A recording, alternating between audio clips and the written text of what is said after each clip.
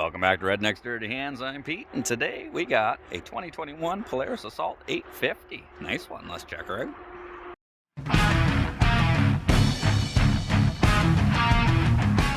out. Buddy Patrick, the fellow that had that Apex that we did the motor swap in, dropped this one off. This is his new ride, and he had a question. He wasn't sure. Polaris sent out some letter to all the owners saying, yeah, don't start them or run them. You know, we were going to do a comparison video on this. You know, I had Buddy's 850 Skidoo backcountry. Thought it'd be a good comparison. But apparently, according to Polaris, a better comparison is this and some dynamite. Yeah, apparently they say that these things here, if you fire them up or you got anything less than a full tank of gas in there, they can explode or catch fire or something.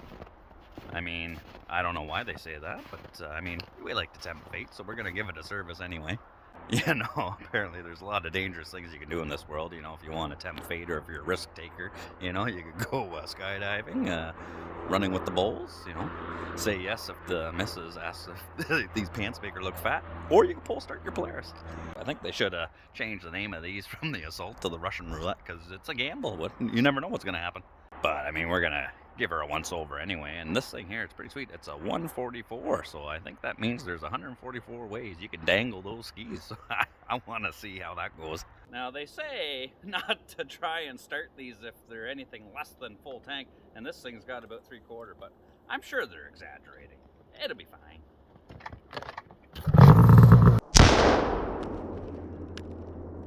Talk about launch control. That thing's dangling off the moon by now. That's why we got the Polaris banner right above the crapper. I mean, Yamaha never sends a letter out to its owners saying, don't start it, it might blow up. And I mean, not once, but twice. I mean, first, they issue a stop ride, stop sale for these things, you know, models from like 2014 to current, because, yeah, the gas tanks can explode or something can happen or whatever, so they got to fix that. And then they just issue one for like the 22, 23 Matrix Pro, and I think another model, because the brakes can overheat and catch fire too. Like, come on, Polaris.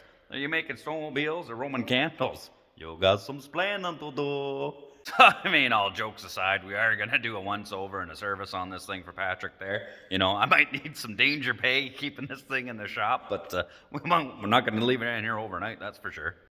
But yeah, he's got like 3,000 K or something like that on it, so we're going to give her a once-over, so it's good. I mean, it's his machine. Whether he decides he wants to ride it or not, I can't tell him not to. I ain't the boss of him. If he wants to ride his brand new snowmobile, he's going to ride his brand new snowmobile. You know, who's going to stop anybody? You know, Polaris sent a letter out or whatever, said, hey, you know, you probably shouldn't, but, you know, you spend a lot of money on these things just to stare at it? I don't think so. Polaris is working on a fix, I'm sure, for whatever issues, so he can take it to a dealer and get that stuff sorted out, and then, tickety-boo, send those ski tips in the air, let her dangle. But, I mean, it is a pretty sweet machine. I mean, I would just took it for a little bit of a rip out back and all that, and, yeah, it's comfortable. It's got tons of power. The thing just dangles the skis, sounds wicked. But, you know, with their track record lately, you know, even though it's an Assault 850 switchback, they might want to consider changing that to money back. So I just got it lifted up with the stand there, get the track off the ground. And I mean, this thing's only got 3,000 kilometers on it. And that track is looser than front end of a Dodge Diesel. What'd you think I was going to say, yo mama? The gap that track's hanging is about the same as I take my whiskey. 3 fingers. That's a little much. Yeah, I can't believe that. Like, that's pretty loose, man. And then checking all these bearings, I mean, they don't seem too bad. But then this one, I got looking at this upper one, I thought, oh yeah, bearings shot on that. But on closer inspection, the whole bearing is moving around on that shaft. Like, it's not even tight on there. Like, what kind of quality is that? So, I mean, the track's already loose enough. Like, I haven't adjusted it back or nothing, but I can just get in here, push the track up off that wheel, and, like, that thing is just flopping around. And it's not actually the bearing that's worn out. It's the whole bearing moving on that shaft. Like, that can't be right. I mean, checking this other side, and yeah, it moves around too. Like, okay, I guess that's how it's supposed to be. Jeez, that don't seem right. And then we got some sort of spacer here with like a set screw I'm assuming that's supposed to be clamping it to the shaft, but I mean, yeah, that doesn't seem like it's doing anything. Yeah, I don't know. Something seems a little fishy about these top ones here. Like, I don't think they should have that kind of movement on it. So I'm going to have to drop this skid down at least. Probably pull it right out and, you know, go over all the bearings in there. But I want to make sure that if that is just the bearing or if it's the whole thing moving on the shaft, like that just does not seem right. And this thing has, like, very low kilometers on it. Like 3,000 kilometers. Like, what's that? It's like, what, 1,500 miles or something? Like, nothing, man. And all these new sleds nowadays, they just have all these plastic tabs that you just unlock. Oh, just pop that whole panel off. Look at that. Oh, oops. And the clutch side. There we go. And yeah, I got the clutch side cover off, and like that belt deflection. Look at this. Look, that's just flopping around in there. So we're definitely gonna have to adjust that up, tighten that up. Like this thing, look how easy that spins with the tracks in the air.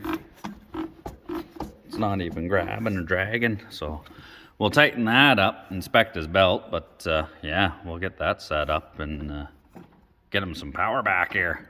Not sure how this whole front piece comes off. You got some Zeus style fasteners here, so oh. This might be one of the easier sleds to take apart here. Look at that. Oh yeah. We just gotta unplug the cluster there. Nice one. Oh, that's beauty. Yeah, so it doesn't take you much to get the side panels off and pull that whole hood.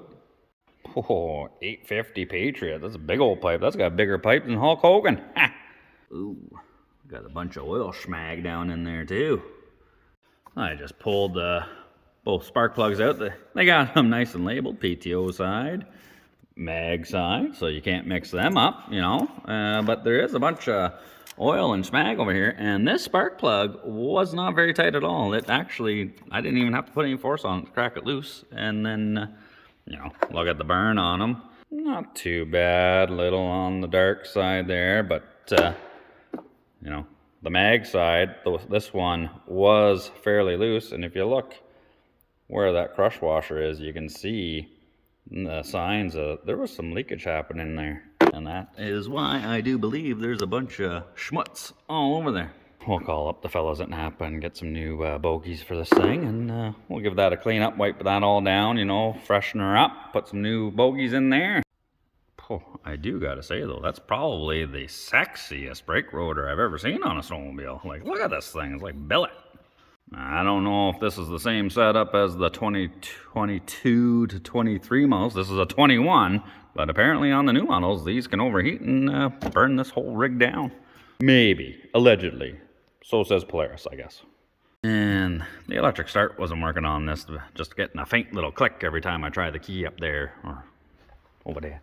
But yeah, we'll put a little bit of a charge on here and see. He says somebody hooked up the heated visor plug or something like that, and ever since then it seems to be draining. But I mean, I don't know, we'll check that out. Speaking about the heated visor hookup from the battery, I was just admiring the pull cord, how it comes straight up to a fancy pulley thing and then out to the handle, and wouldn't you know it, what's wrapped around there, you know, dangling right on the exhaust. But I do believe that is his that's his heated visor cord.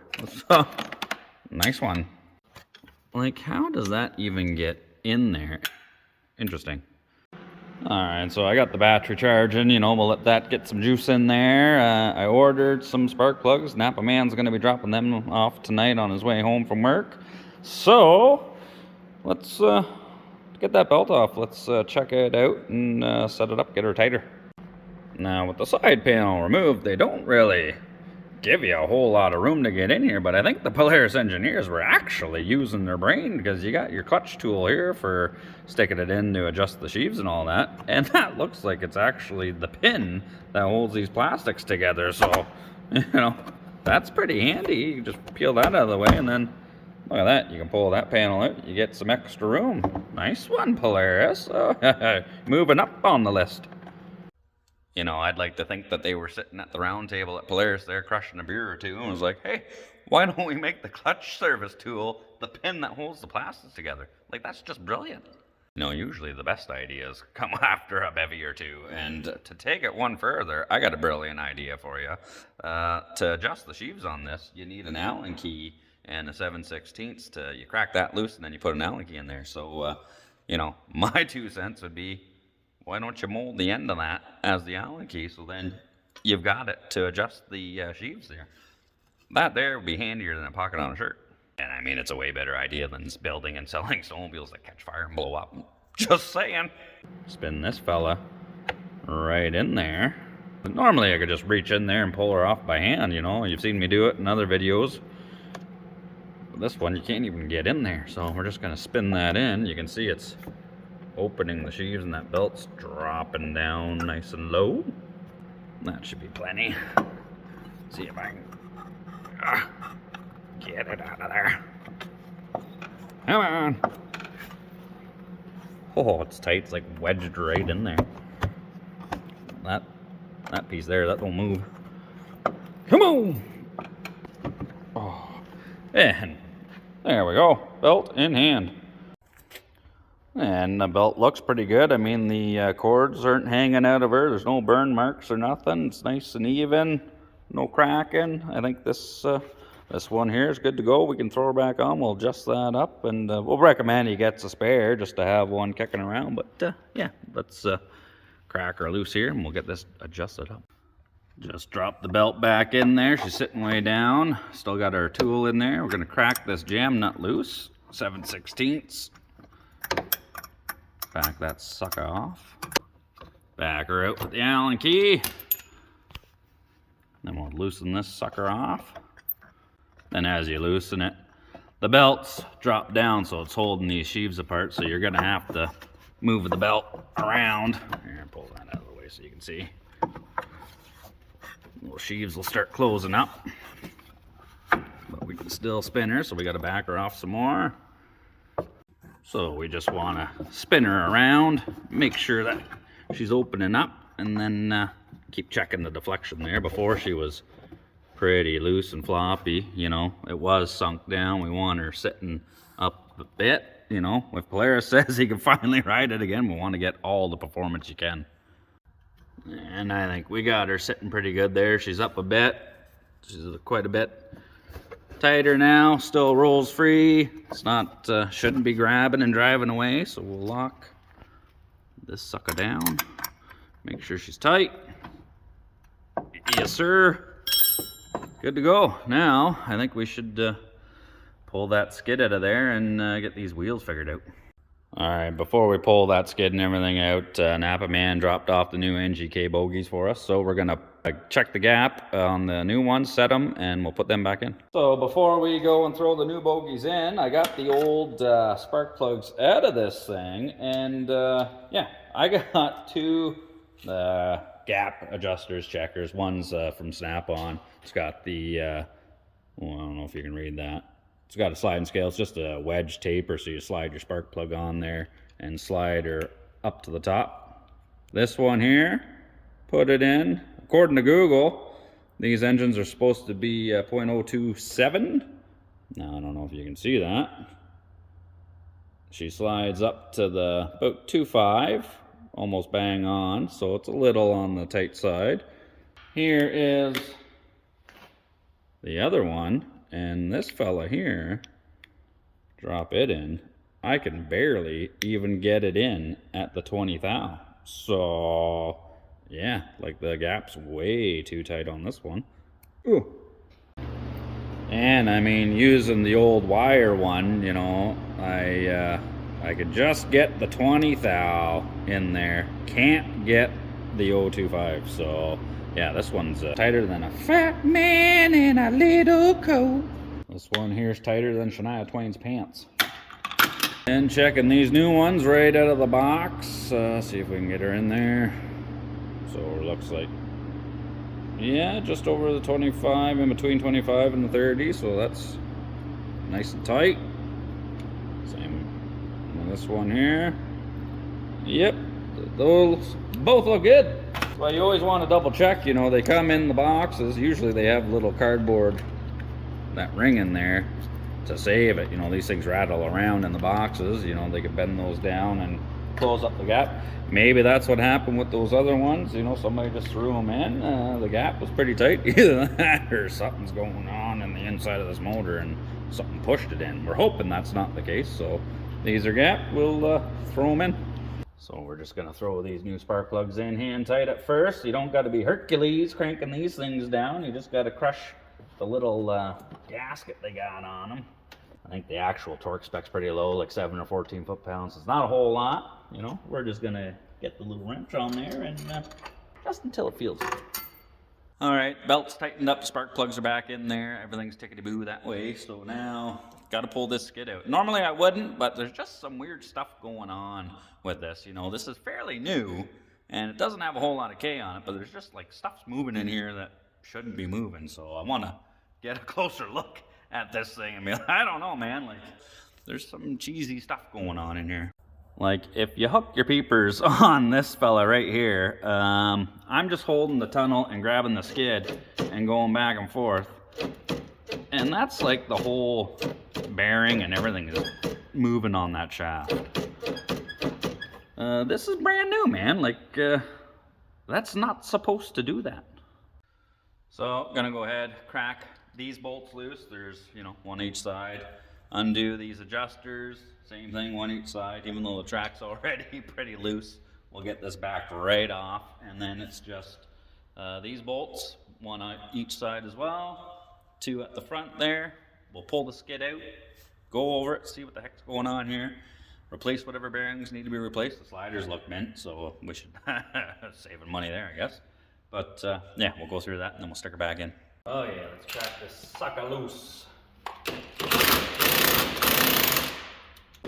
Back this sucker off.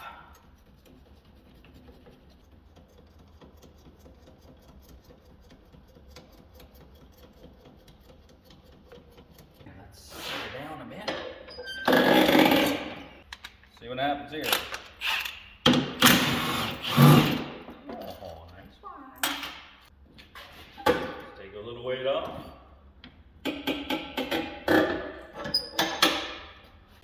Come on, you. There we go.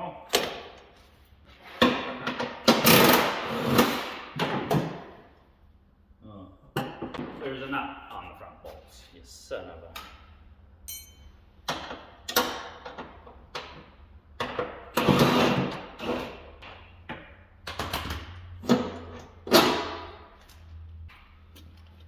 Flash my butt crack here.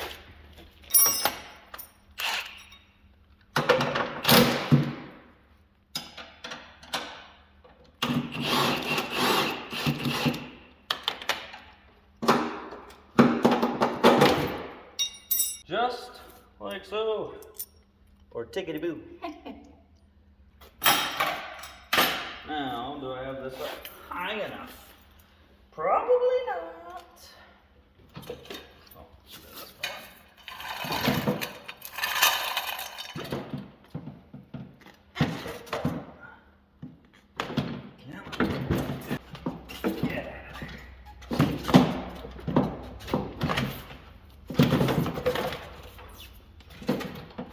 Come on.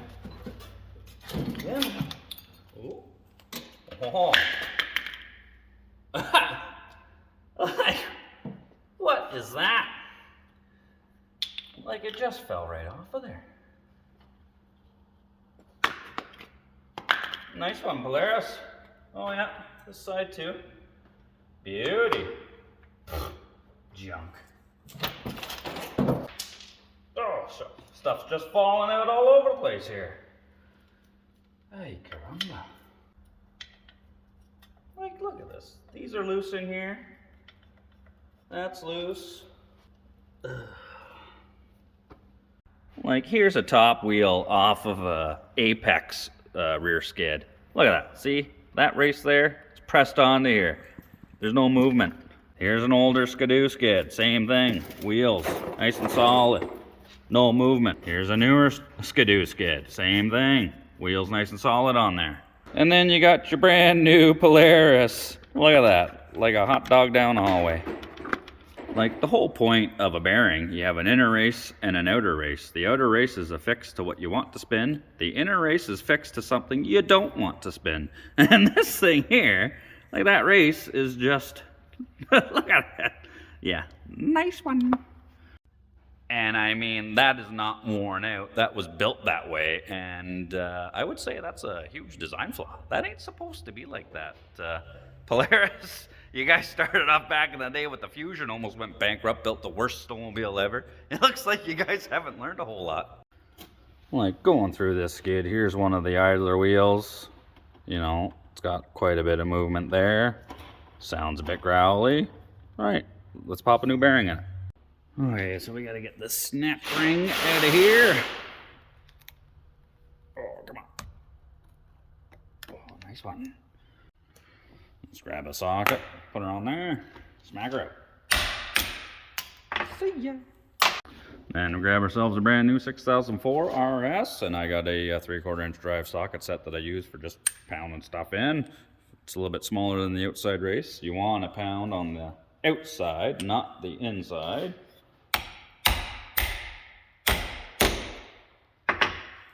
Just like so. Put the new clip in, we're good to go. There we go, nice and smooth.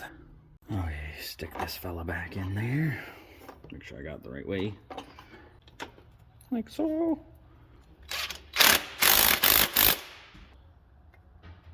Nice and smooth, but watch this. We're still on that same wheel.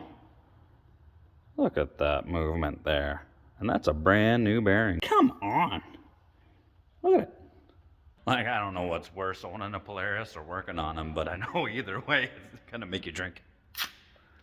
That's not really fair to Polaris. I mean, we just put a brand new bearing in there and it's still flopping around. So, you know, it's just the day and age, you know, quality just isn't what it used to be. You know, brand new sleds, lots of issues, brand new bearings, still got some movement. The only thing you can rely on is a good beer fridge, keeps them cold. Well, we got the skid back in there. I mean, as far as I could tell, you know, everything's good on there. The sliders are good. The wheels and bearings are all good. I mean, we replaced a few of them. Everything's new in there and spinning nice. But that play that's in there, that's built from factory, man.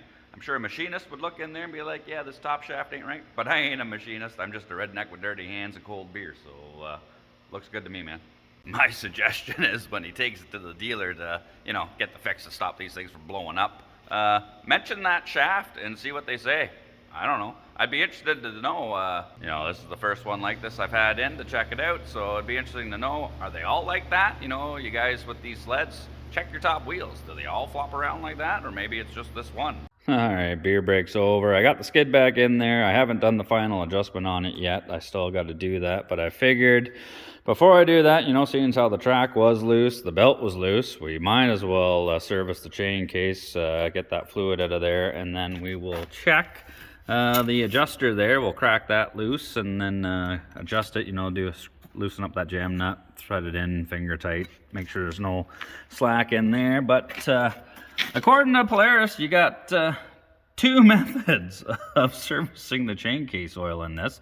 There is no freaking drain bolt in this chain case.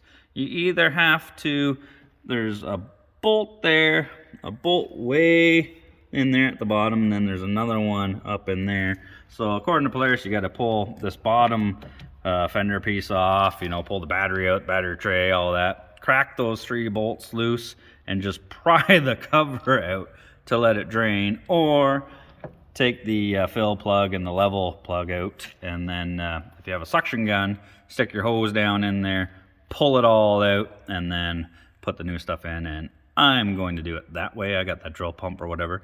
Don't really feel like pulling the battery out and all. Like, that's just, come on, Polaris.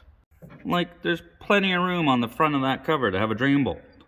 So I got my special Allen key. I think this one's like a 6mm or something like that, and crack her loose.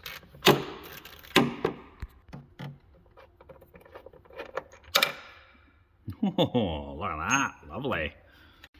So yeah, there's the magnet on the drain bolt, and it's got the typical, you know, metal schmutz on there. looks like anti-seize. And then, yeah, look at this stuff. Nice. Glitter paint. Look at it. Oh my God. Nice one. I've got my Mac Tools drill pump here. I've got the thin little extraction hose. Let's see if we can get her in there. And see what comes out of here. Oh yeah. Look at that. Oh, and there you go. That's what came out of that. A little bit of chain case soup for you. Nice, and let's get some light on there. Look at that. Look at the metallic in there. Nice one. There's 3,000 kilometers with probably no service. Pretty nice color though.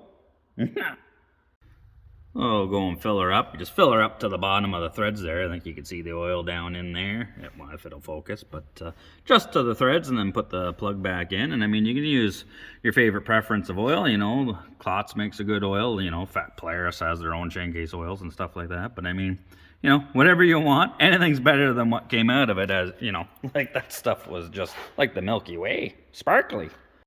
All right, and then down in here is the tensioner bolt. We got a crack. That fella loose, and then this adjuster nut's tight on the adjuster bolt there, or the lock nut, I should say. So I just want to back it off a fair bit so I can thread the adjuster bolt in by hand so I can feel how tight it goes. Just want to go snug by hand. So I've got that backed up about 1/4 of an inch. Let's thread her in and see how far it goes. Oh, and right there, she's just snug. And I backed that off quite a bit. So, and there's only about a 1/16 of a gap in there now. So yeah, the adjuster and the chain was pretty loose too. So now we just got to hold this fella, lock this one tight. Chain case is good to go. All right, so chain case, check. That's serviced, all good. The track adjustment, check, all good. Bearings in there, all good. Well, as good as could be. Still a little bit of movement in there. They're still moving in that skid on that upper shaft, but it is what it is on that category. There ain't much I can do about that. That's Polaris makes them that way apparently. So we got the spark plugs in there. Everything's good. We got all the plastics back on. Let's see if we can check off the list, twisting that key and not blowing up. Okay, this baby's all back together. Let's see if it sparks to life. Maybe spark was the wrong choice of word. Let's hope it fires up and doesn't blow up. I ain't doing this unprotected, just like back in high school, you know what I'm saying? Wish me luck.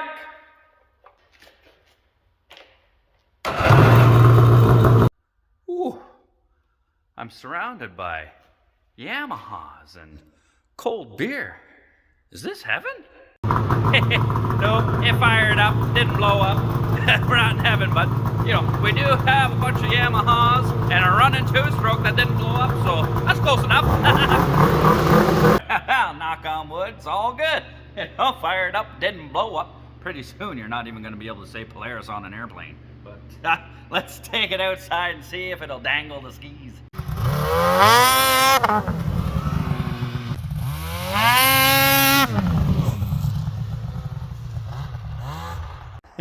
Yeah, it dangles and it trenches. The skis left the ground there, didn't touch, and then start back over there. So yeah, it dangles. Well, it is official. She dangles. Normally I would like to ride it more, you know, enjoy it, test it out. But I mean, there is an open recall on this sled because it could blow up. Normally I wouldn't be caught dead riding a Polaris, but when Polaris says you probably shouldn't, well, you know, I've done some dumb things in my life, but yeah, no, my luck, I'd be putting around the yard here, and boom, there goes Pete. And I think Polaris has already figured out the fix for these things, and they nice enough to send me one. That's big enough there, you could put out 1 or 2 buddies. Polaris should get into the racing business, try blowing other people's doors off instead of their own. All jokes aside, these machines are pretty awesome. They're wild looking, they handle great, you know, they got tons of power, dangle the skis, and you just boop, up they go, you know. So I'm sure Polaris is working on it and gonna get the issues fixed, and then all the Polaris owners will be happy, just dangling skis everywhere they go.